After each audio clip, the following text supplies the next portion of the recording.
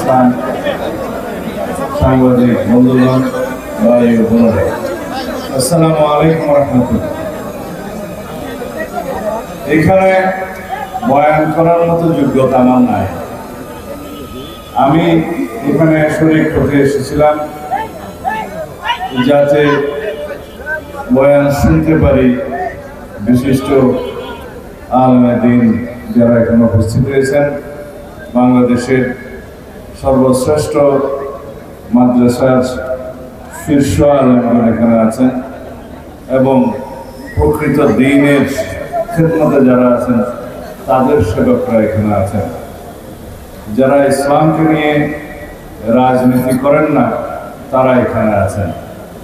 যারা দ্বীনকে পহেলা মনে করে তারপরে দুনিয়া মনে করে, দ্বীন পহেলা বাদ মে দুনিয়া, তারা এখানে আছে। সেজন্য আমি এখানে এসেছিলাম। আমরা বাংলাদেশে সবসময় বিশেষ করে নির্বাচনের আগে ইসলামকে রাজনীতিতে ব্যবহার করার এবং বিভিন্ন তরিকায় ব্যবহার করার রাজনৈতিক ফায়দা হাসিলের জন্য আমরা লক্ষ্য করি। ইদানিং সেটা আরো বেশি লক্ষ্য করি এই জন্যে যে একটি রাজনৈতিক দল তারা নির্বাচনের স্বার্থে, রাজনীতির স্বার্থে ইসলামকে ব্যবহার করে জাতির মধ্যে বিভক্তি নিয়ে আসতে চায়, বিশেষ করে ইসলামের ক্ষতি করতে চায়। সেজন্যই বাংলাদেশে এখন আজমতে সাহাবা সম্মেলন আরো বেশি বেশি হওয়া দরকার। যারা আমরা বাংলাদেশে শতকরা 90 থেকে 92% মানুষ মুসলমান, আমরা মদিনা ইসলামের চর্চা করি, আমরা মদিনা ইসলামে বিশ্বাস করি।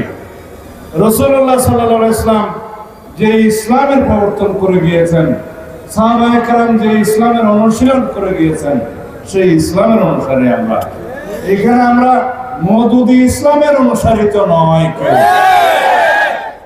সুতরাং যারা ফিরকা তৈরি করে বাংলাদেশের মুসলমানদের মধ্যে ভ্রান্তি সৃষ্টি করতে চায় তাদের কাছ থেকে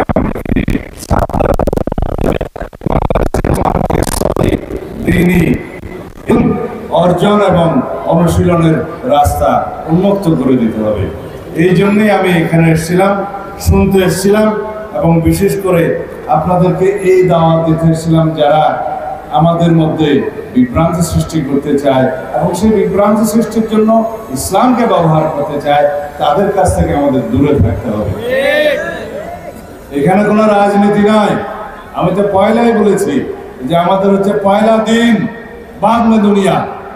এই জন্য আমাদেরকে চিন্তা করতে হবে যারা রাজনীতির নামে বিভিন্ন রকমের বক্তব্য দিতে থাকে বিভিন্ন আদর্শের কারণে, সেটা স্বাগতম, কিন্তু ইসলামকে যেন আমরা সেই জায়গায় নিয়ে না যাই যেখানে রাজনৈতিক কারণে আমাদেরকে আমাদের দ্বীনকে ক্ষতিগ্রস্ত করতে পারে।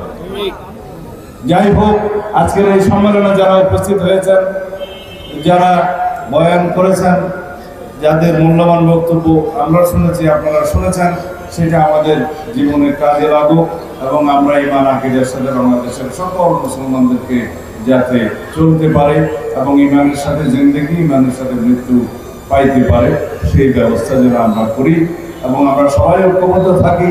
আমাদেরকে শিক্ষা নিতে হবে।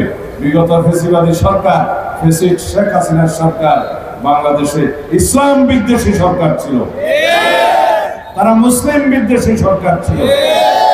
আওয়ামী লীগের রাজনীতি এই দেশের মানুষ দেখেছে, এটা অপরাজনীতি, ইসলাম বিদ্বেষী রাজনীতি, আলেম নির্যাতনের রাজনীতি, আলেম বিদ্বেষী রাজনীতি, মুসলিম বিদ্বেষী রাজনীতি তারা করেছে তাদের রাজনৈতিক স্বার্থ হাসিল করার জন্য। আল্লাহর হুকুম কিভাবে তারা বিদায় নিয়েছে, এই দেশে তাদের রাজনীতি কিভাবে সমাপ্ত হয়েছে, আমরা সবাই সাক্ষী, ইতিহাস সাক্ষী। সুতরাং আমরা এমনভাবে রাজনীতি করি, এমনভাবে আমাদের দলীয় চর্চা করি, এমনভাবে আমরা আগামী দিনের রাজনৈতিক চর্চা করি যাতে আমাদের ভালো আদর্শ স্থাপিত হয় এবং ভালো আদর্শের মধ্য দিয়ে আওয়ামী ফেসিবাদী তথাকথিত অপরাজনৈতিক সংস্কৃতি বিলুপ্ত হয়। এই জন্যই আমাদেরকে সঠিক পথে রাজনীতি করতে হবে, আদর্শিক রাজনীতি করতে হবে, ভালো রাজনীতির সংস্কৃতির চর্চা করতে হবে,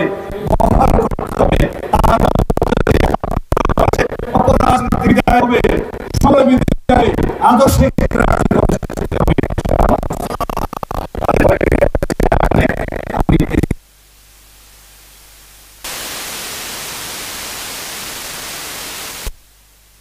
আমরা এখানে জামাতে অংশগ্রহণ করবো ইনশাআল্লাহ।